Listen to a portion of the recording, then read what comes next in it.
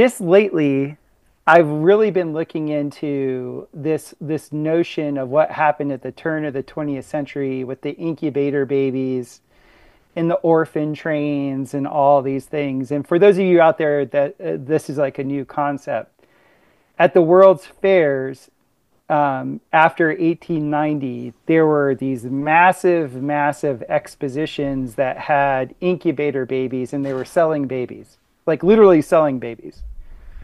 So you would go to a world like St. Louis World Fair, or Chicago World Fair, or the World Fair in San Francisco, or the one in London. It was Yeah, it was international. like a It pet was all store. around. They like had babies in the window. Yeah. And there's pictures of people dealing with these babies like literally like they're a rag doll. Like they were like, oh, ah. Now the first incubator baby thing that occurred was 2 years after the German scientist, I'm forgetting his name right now, came up with a successful clone of a human. Successful clone in 1890. So we're told in popular science now that cloning is so difficult and this, that, and the other. Right. And, yeah, Well, no, it's been around for a while. And a lot of us have doppelgangers. Like a lot of us have. And you know this. I mean, how many funny thumbnails have you made with you as like, yourself in different times and People things like send them that? to me all the time, like actual paintings. It's like literally me with like plate mail in France. It's like a joke. So check this out. So what we know, and the thing is this is just what we know, because most of what we know is what we're told.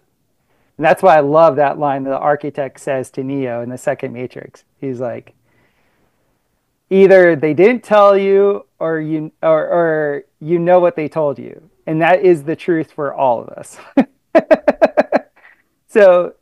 So what we can expound is in the mid 1800s, and this wasn't caused by the Civil War, from about 1813 to about 1865, pretty much all the big cities of the North America were leveled.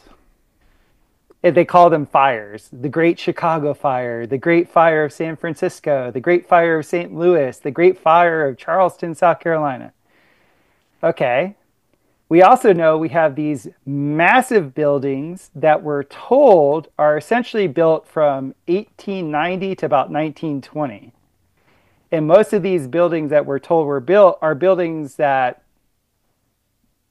no one in modern day with modern finances can build. I'll just say it that way. Not that we can't do it. Like I hate when people go and say that. It's that literally you have to put all the factors in place: budgetary, time constraints, like all the constraints. Without If you roads, put though, all we kind of can't do it, though. That like the roads thing is what really Yes, sold me, because you can't transport weight like that on dirt. Like you can't even do it yes. on a lot of asphalt. That's where I was like, oh, there's fuckery going on. All right, anyway, come on. Okay. Also, we look at what has Hollywood been pressing upon us from day one? The spaghetti Western narrative.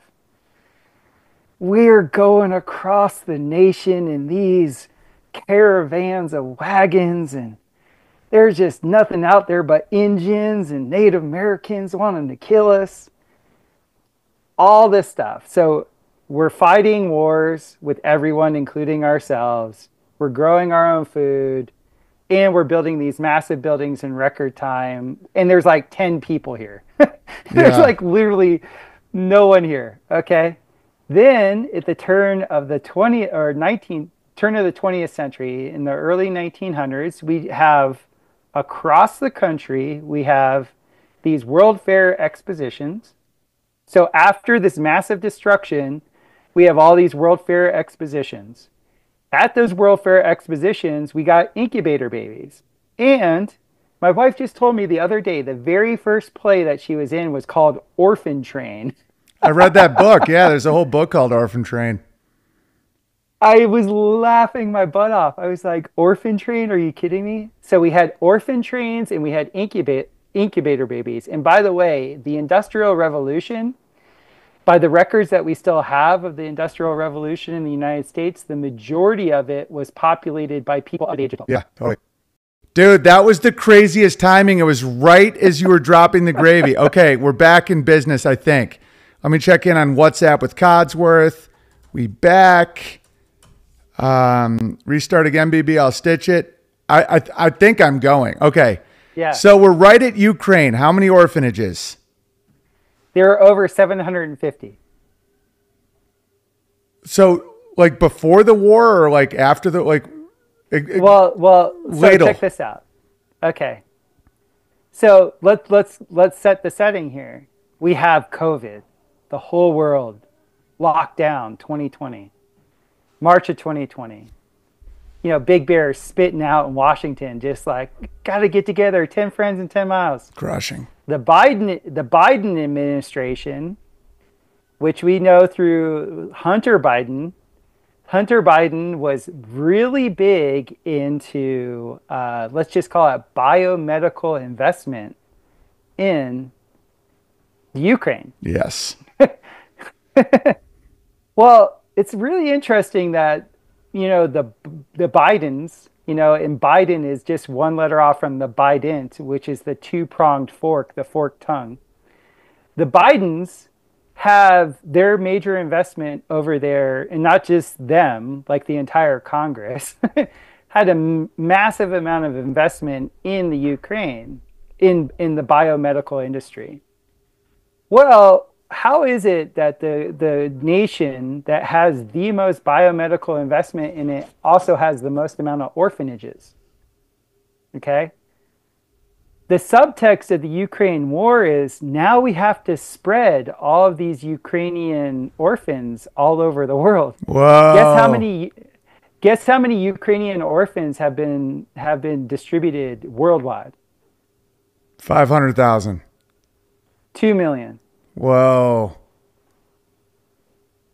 2 million and counting, by the way. And do you think there is a special type of person that they just made? So this is what I'm getting to. I am of the mind that I've been saying this from day one with you. We're not all created equally. We don't all come from this. We're not all cut from the same cloth.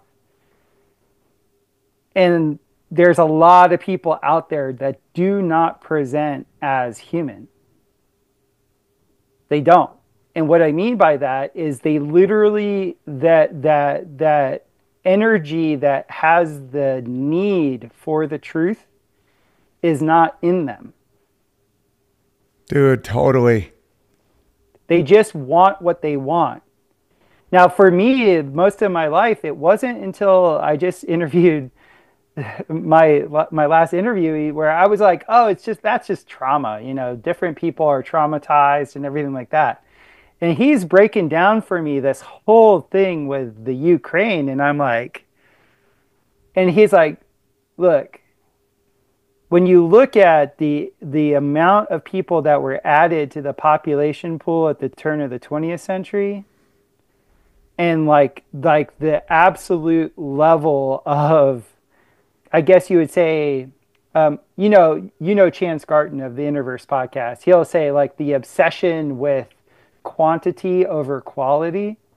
You know, most of all of us that are relative to each other, we have a qualitative interaction with the world. We'll take quality over quantity any day. Definitely.